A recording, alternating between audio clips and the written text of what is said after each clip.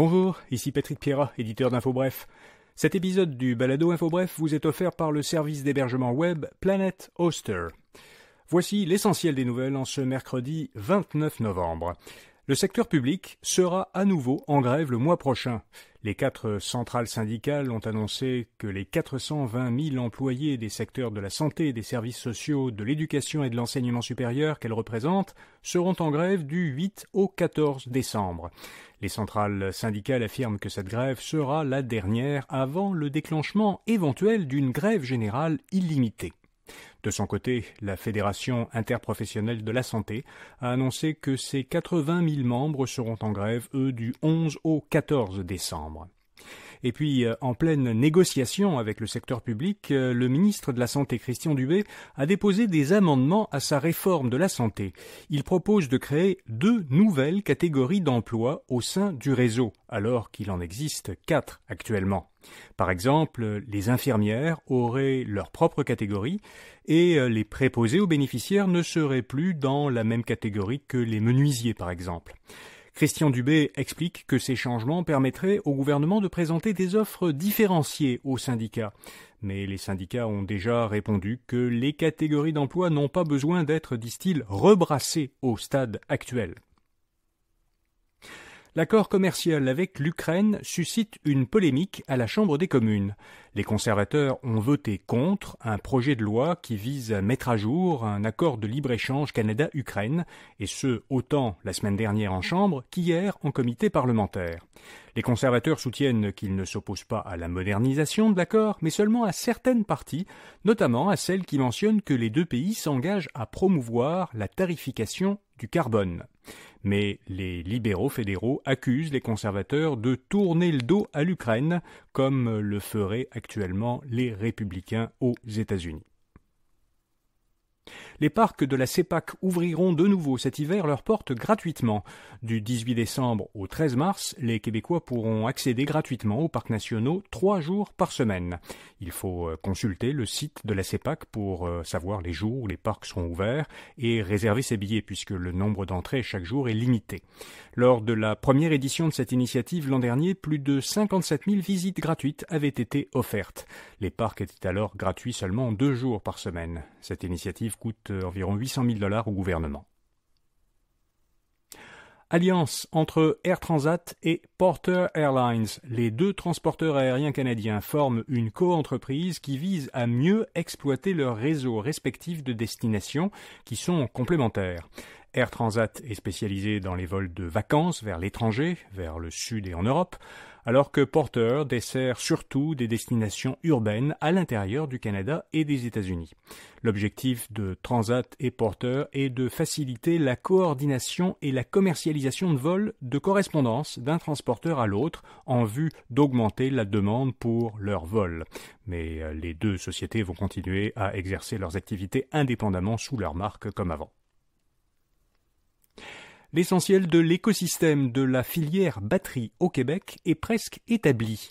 C'est ce qu'a dit le PDG d'Investissement Québec, Guy Leblanc, dans des entrevues qu'il a données hier à plusieurs médias. La capacité de production énergétique du Québec, qui est limitée, fait qu'il n'est plus pertinent de démarcher d'autres fabricants de cellules de batterie. Les projets annoncés jusqu'à présent, dont Northvolt, Ford et GM POSCO, représentent des investissements de 11 milliards de dollars pour établir cette filière batterie au Québec.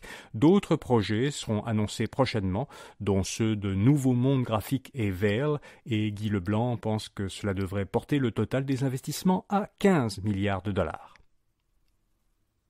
Les adolescents ont rapidement adopté l'intelligence artificielle générative.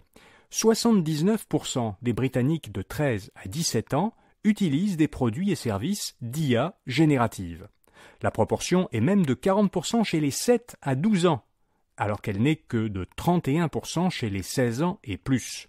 Ces chiffres sont tirés d'une étude de l'Ofcom, un organisme de réglementation qui est l'équivalent au Royaume-Uni du CRTC. Chez les 16 ans et plus, c'est le robot conversationnel ChatGPT qui est l'outil d'IA générative le plus utilisé. Mais pas chez les moins de 18 ans. il privilégie plutôt Snapchat My AI, un service du réseau social Snapchat qui est disponible depuis seulement avril dernier.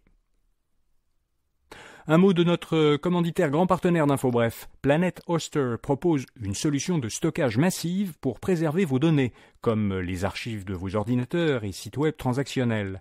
Avec l'offre N0C Storage, vous pouvez stocker jusqu'à 1000 téraoctets de données au Québec, sans frais supplémentaires pour la bande passante entrante ou sortante. Discutez de vos besoins en stockage ou pour reprise après sinistre avec l'équipe de Planet Hoster à planethoster.com. Shein, un détaillant d'origine chinoise spécialisé dans la vente en ligne d'articles de mode éphémères à bas prix, ce qu'on appelle en anglais la fast fashion, a déposé une demande d'inscription en bourse aux États-Unis. Fondée en Chine en 2012, la société a déplacé l'an dernier son siège social à Singapour. Elle serait aujourd'hui le plus grand détaillant au monde de mode.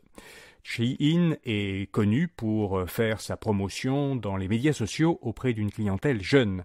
La société a fait l'objet de critiques qui lui reprochent notamment d'encourager la surconsommation et d'avoir un impact négatif sur l'environnement. Virgin Atlantic est devenue hier la première compagnie aérienne commerciale à effectuer un vol transatlantique avec ce que l'on appelle du carburant d'aviation durable, du CDA. Ce type de carburant est fabriqué à partir de déchets, principalement des huiles usagées d'origine organique. Selon la compagnie britannique, le CDA est un substitut sûr au carburant d'aviation d'origine fossile et ce serait la seule solution viable à moyen terme pour décarboner l'aviation commerciale, dit Virgin Atlantic. Le CDA émet 70% moins de CO2 qu'un carburant d'origine fossile, comme le kérosène, au cours de son cycle de vie, qui comprend sa production et sa combustion. Mais il y a aussi des entreprises qui conçoivent des avions, certes de plus petite taille, mais qui sont électriques. C'est le cas d'Air Medic qui va développer un avion médical électrique avec une start-up. Le transporteur médical québécois a annoncé un partenariat avec une jeune pousse montréalaise, Limosa, pour concevoir une version ambulancière de l'avion électrique que Limosa projette de construire. Ce nouvel avion pourrait décoller et atterrir verticalement, comme un hélicoptère, et également voler de façon horizontale. Le PDG de Limosa indique que le futur avion médical, baptisé Limo Medic, serait exceptionnellement silencieux et idéal pour une utilisation en milieu urbain.